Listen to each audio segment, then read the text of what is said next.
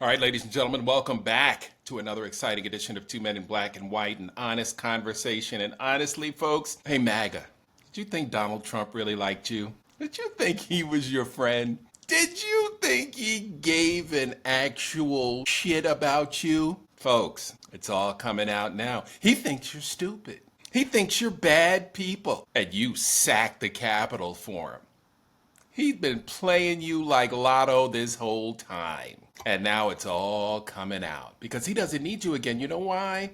Because we're not having any more elections. You don't have to go to the polls. You don't have to vote. And now he can say what he truly thinks about you. And he don't like you. Let's bring in my man, the Uptown point guard from the beautiful Hudson Valley up just outside New York City. Brock Ganeles is here. Brock, he's saying the quiet part out loud. Yeah, he said it. He said in an interview in the '90s, right? That if it's ever a politician, he would Yeah. be a Republican because he thought that the voters were dumb and you could play up to their religion and all that. And Yeah. then lo and behold, 20 plus years later, he kind of executed on that playbook. So yeah, with Trump, you kind of, I mean, he lies all the time, but he says so much shit. You can over time figure out exactly what he thinks. We know he really hates everybody. I mean, he Right. just wants other human beings for self-adulation and feed his narcissism. So it's kind of interesting because Fox had started to sort of back down on the Epstein thing, right? They weren't talking about it anymore, but at least half of MAGA still was, and Trump can't handle that. And it's just, to me, it's just the blueprint to the Dems. Do not ever let him go a day without hearing about the Epstein files. Like, why shouldn't that be just inserted almost into any conversation? Just Adam Schiff could be out like, I disagree with Trump's tariffs on the EU. And those Epstein files, we still haven't seen them, right? It just needs to get inserted into every sentence, no matter what the topic is. Yeah, Brock, and I don't know if they're allowed to do this, but there's this thing called email. And you can email like a group email. So let's say if you had a group of congressmen and senators and you were all under the same umbrella, you might be able to send one email with some talking points that you'd like everyone under that umbrella to mimic and parrot. Maybe like the Republicans do. Maybe they've got this new thing called email or group me. Maybe they've got one of those apps. Maybe the Democrats should get one of those apps and start echoing the same talking points over and over again and hammering them to the ground like the Republicans do. That's why they win every messaging battle. And this is a lose-lose for Donald Trump. No matter which way he tries to play it, he can't win. Yeah, he can't make it go away, and he certainly can't have the file disclosed, right?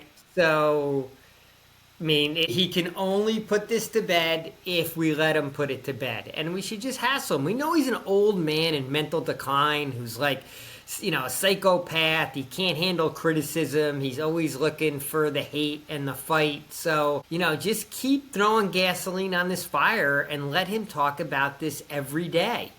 Start agreeing with him that MAGA is stupid and start, reminding him of, his past indiscretions and why he might not want the file disclosed. I mean, there's just so many ways to play it. It just should be just an absolute drumbeat. Right. Well, hey, your boy Alex Acosta is back in the news now because Ghislaine Maxwell is playing 4D chess with these folks, right? Her attorneys got these folks boxed in because they're going to say the deal that we cut down in Palm Beach should have covered us under all the districts. And New York, the Southern District of New York, should have never been able to prosecute us. That's what they're going to argue to the Supreme Court. So now we're going to go back. And I know Alex Acosta is beside himself today. Just probably say, oh my God, we got to talk about this thing again. I'm going to get arrested behind this nonsense if this stuff comes out. And, so now, what are you going to do? You're going to pardon him before it actually goes to the Supreme Court?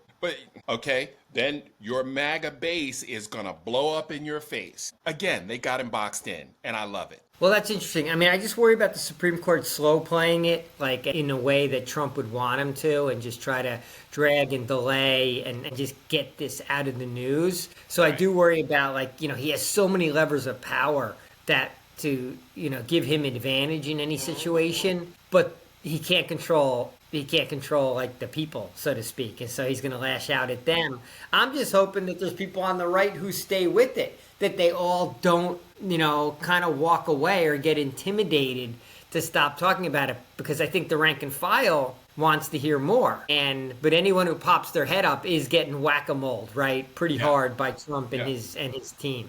But yeah, look, we've been talking about this now. Like we're like on our fourth day in a row talking about this. So, and we're just casual observers over on the left, just wondering what's going on over there. We're still trying to figure out how much influence QAnon still has over in MAGA world. It still surprises me. Sure. And here's the thing too, like Trump is not responding well. Did you see this news conference today with the Prime Minister of Bahrain sitting in there? I saw clips. Oh my God, they were pounding him on nothing but Epstein. Nobody cared about the $17 billion, the real deal that's coming from nobody cares about that. All they wanted to know was about the Epstein. He's shushing people, and every question was about Epstein.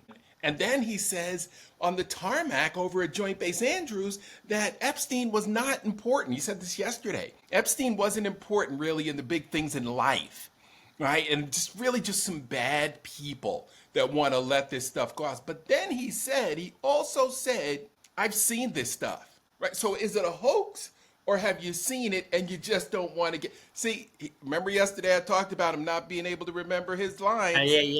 Right? But he can't remember the lies. But it's typical, if you use that terminology, it's typical vague Trump terminology of this stuff, right? Where it's not the file, not in, right? It's this stuff. Right. It's just like the vague talk where he can kind of walk away from it and no one knows what he's exactly referring to, right? It's amazing to watch him lie his way through things, and you can almost, now that he's so old and slow, you can almost see his mind, the wheels grinding in his mind, and a little smoke coming out of his ears while he tries to figure out what the lie is going to be. Right. Because he's not quick and sharp anymore. So like it's kind of a slow motion buffoonery. I'm glad to hear the press was all over him. I just saw a couple clips of the press conference. I didn't torture myself with the full thing today. So I thank you for doing it for me.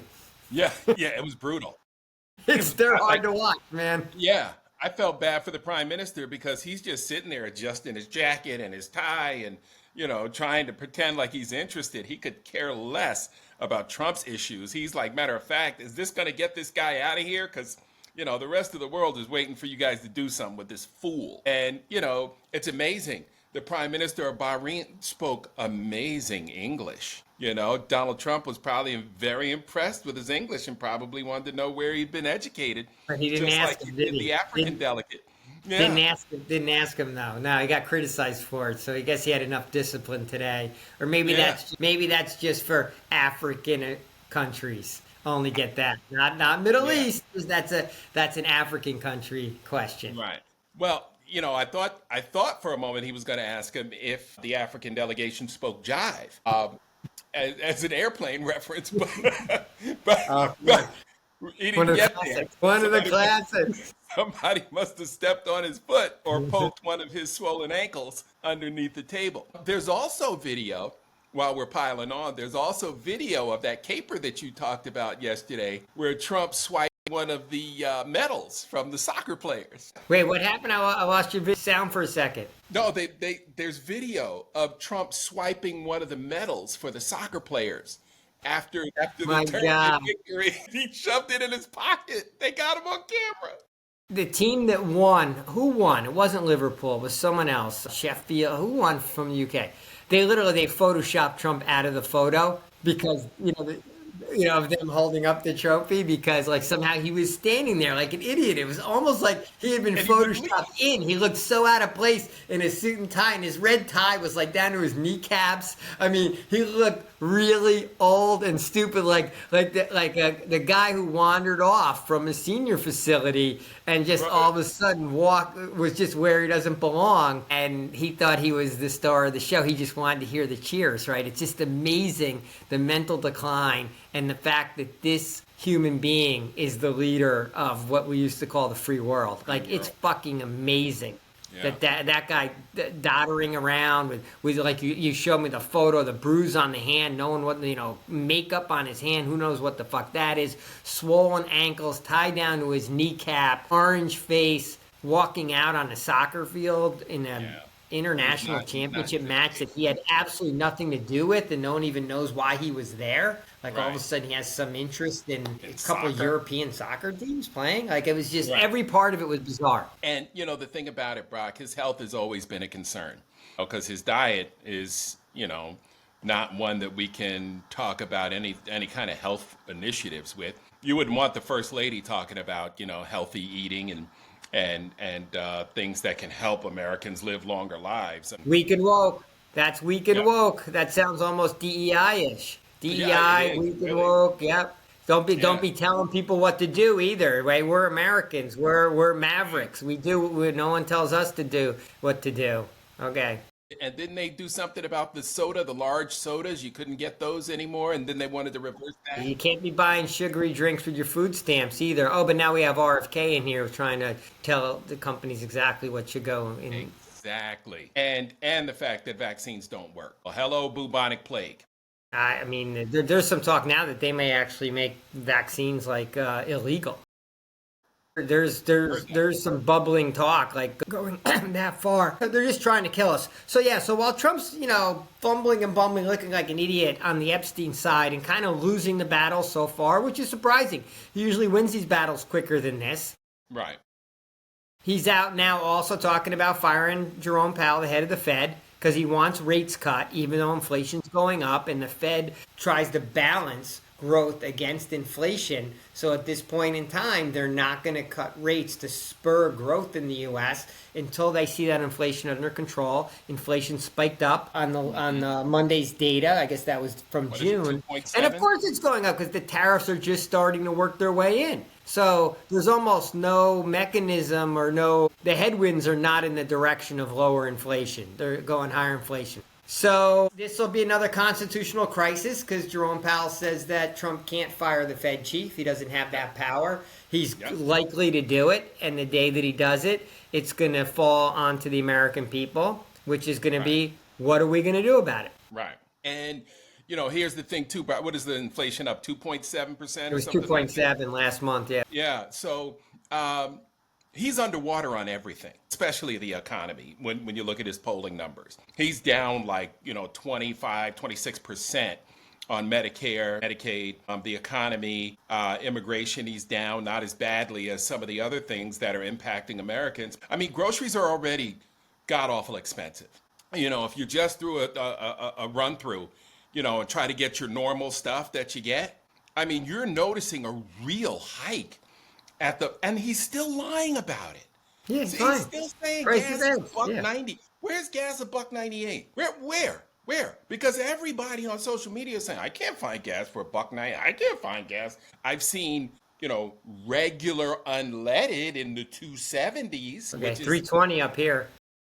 yeah, see, I'm in the South. And, I thought we were going to get that Southern blend that we normally get every year, which right at Memorial Day, prices went up 10 cents on every gallon, but, it's getting worse and it's not going to get better because there are no adults in the room. Again, we keep saying that, but there's nobody to tell this clown, leave it alone. Let people do what we don't know if they have any experts in this clown car cabinet, but let people do what they do, man. Well, Powell's still a legitimate guy.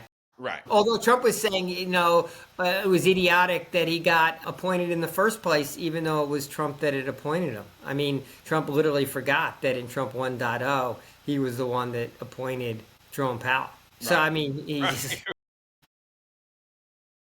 But that sort of shit doesn't matter because Trump just barrels through it. And in this moment, he's worried about the economy. He wants rates cut. So therefore, he's trying to figure out how to engineer it because this is something that's out of his control because the president doesn't decide interest rates. But if he's allowed to fire Jerome Powell, that's been thrown out the window. Now we've decided, here's another thing the president gets to do. That, as we walk towards autocracy, because these are checks and balances of the American system that, Sure. have pretty much worked for 270 years. Right. Powell's going to hang tough. He knows he is the last blade of grass, between depression and the American people. He won't cut rates. You think he'll refuse to leave his seat if he gets fired? Because he has said that Trump cannot fire him. You think he'll stay in his seat? He'll make Trump send ICE to like literally manhandle him Right. and pull him out of his chair. Yeah. Yeah. I don't think he's going to give up the seat. What has he got it for another year or so? Wow, that would be a strong move. Yeah. I think he understands because he's a serious person. He actually understands how the economy works. And all the scholars have said, if Trump gets his way, right, this will not be the greatest presidency of all time, as Trump was saying at one of his press conferences today.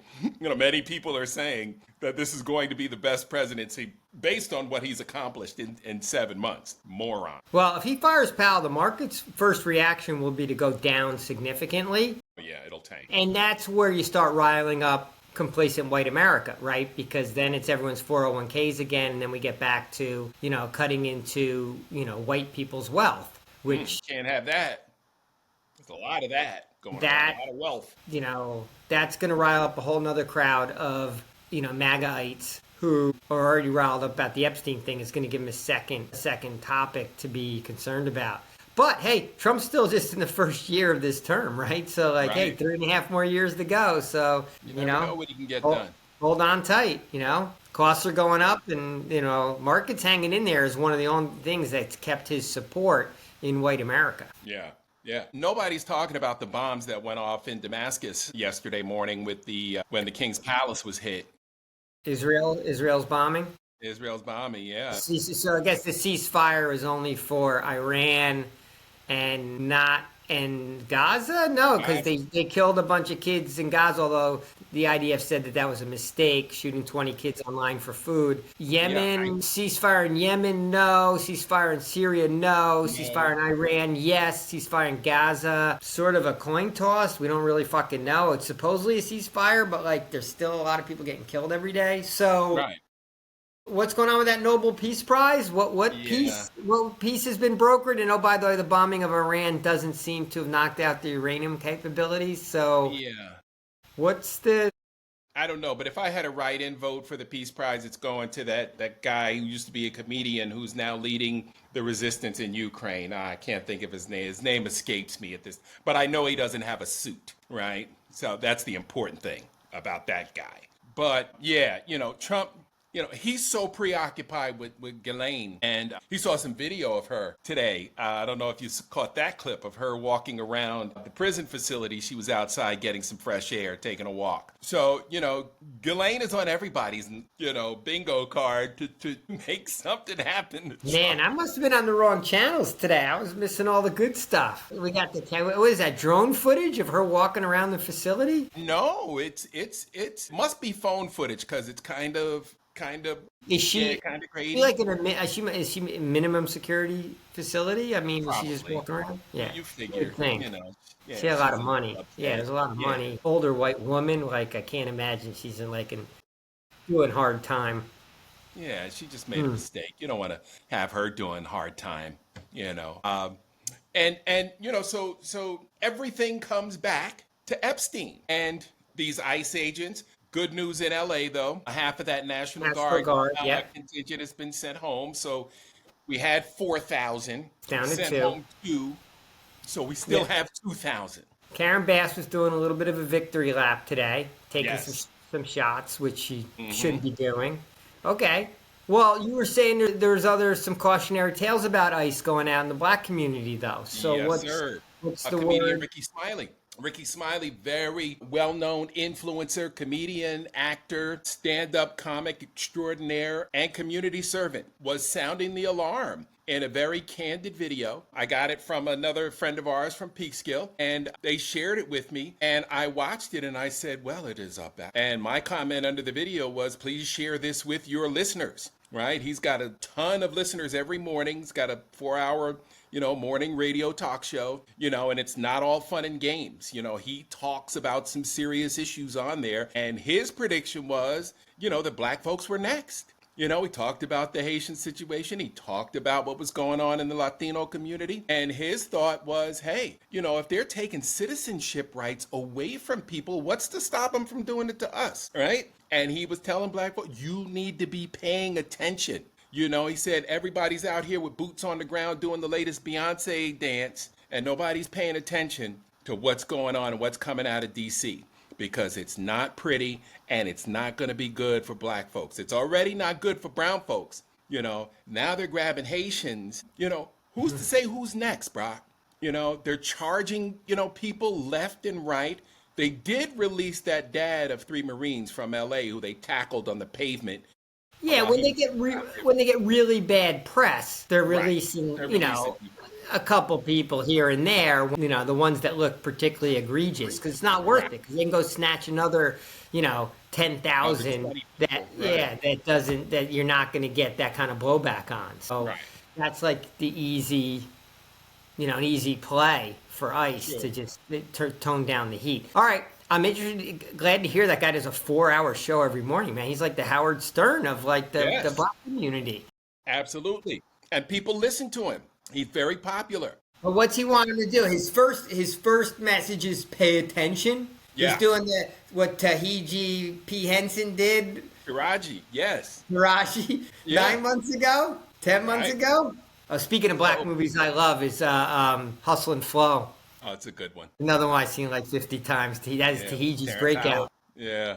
Terrence is a great actor, man. But yeah, I hate the way what was his series on Power? No. Oh yeah, with the family. Jesse Smollett was on it. Who I forgot the name of that Taraji. show.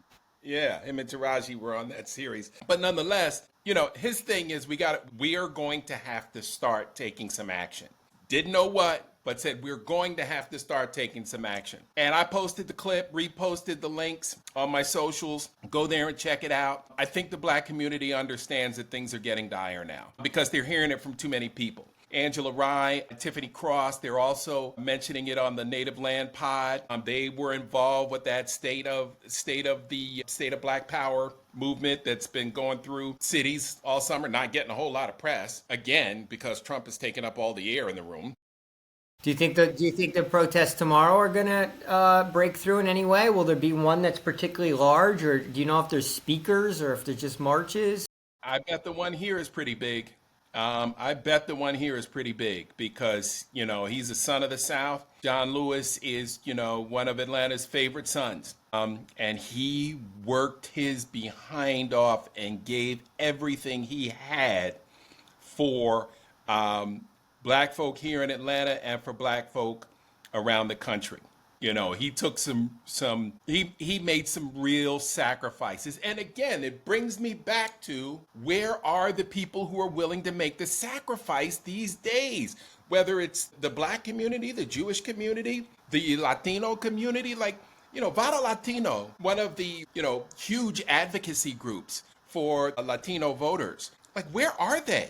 I haven't heard anything from Maria Teresa Kumar. All right, every now and then she pops up on MSNBC or, I haven't heard anything from any of the advocacy groups for the Latino community. They need to be yelling and screaming from the rafters. I mean, we got people out here talking about the owners of these farms will take responsibility for the migrant workers and supervise and monitor them. Supervise and monitor. What? That sounds a lot like slavery. Right? Now we're seeing officers, aka overseers, who Tom Homan says doesn't even need any kind of probable cause. No probable cause, no training for them, for the people who are being hired. It's just the ICE is the Democrats have to come out with the message. The Democrats should be coming out with the message that if they ever get back in power again, they will abolish ICE. That exactly. ICE was a post 9/11 creation. It's run its course. It went off the rails. It's going in the wrong direction. We don't want domestic militias in America. We have a lot of police forces. We don't need a specific militia that runs around with no training, well armed and masked, and just pulling people away with due process. That is the blueprint for an agency that needs to get abolished. While we're restoring some of the agencies that MAGA's about, Project 2025 is abolishing, like the, by the way, NPR and all those radio stations getting defunded now too. So they're just trying to, shrink down any kind of fair or alternative messaging. Right. Good point. Where are we? I'm glad to hear, what's his name? Richard Smiley. Ricky Smiley. I'm gonna speak for the white community here on this one. Not a well-known name in the white community. It's the first time I've heard his name. You told me I'd probably seen him before in some movies, so maybe I would know him by face, but he's not someone that like breaks through into the white community in the way that even like a DJ Hughley kind of does. It's kind of bet DL Hughley kind of does. All right, now I'm showing my ignorance, right? But when he speaks, he kind of, you kind of hear, he kind of makes it through. He's more kind of reached a mainstream / white person audiences. Well, DL was one of the kings of comedy, along with Bernie Mac. And come on, it's one of the greatest shows ever. Yeah. Bernie DL is kind of on a different plane. But Ricky did have a syndicated television show, although it only aired, I think, on the CW. Steve Harvey and DL Hughley both had network shows. Yeah, Steve Harvey was the principal, right? You had him and Cedric. Cedric was the vice principal. Yep. Terry Vaughn. Come on, that Kings of Comedy is one of the best things of all time. Hilarious. Bernie Mac was I like Cedric with the car. Yeah. Oh, yeah. And the music going. Oh, yeah. Up the car with the cigarette. Anyway. All right, bro. So let's stay on it. Let's see what happens with the Epstein files here. Epstein files. We'll see if any of these protests bubble up and get any kind of visibility. Because if any white people are out there, like you said, Atlanta might be the epicenter of that. So that would be interesting to see. Obviously, we'll track the Powell thing. And let's face it, we're still looking for leadership and unified messaging, right? We're still not getting enough of it. And I just wonder if people are people taking summer vacations? Like, they must be. Is life just going on, or is life just going? I know Ted Cruz was like in Greece when the floods happened. Like, are people just like living life as if it's normal at all times? And that's worrisome. That's worrisome to me. Should be. It's worrisome to me as well, my friend. All right, buddy. Let's rack it up and do it again tomorrow. It was a pleasure. Thanks, Mark. Talk to you tomorrow. Sounds good. Peace.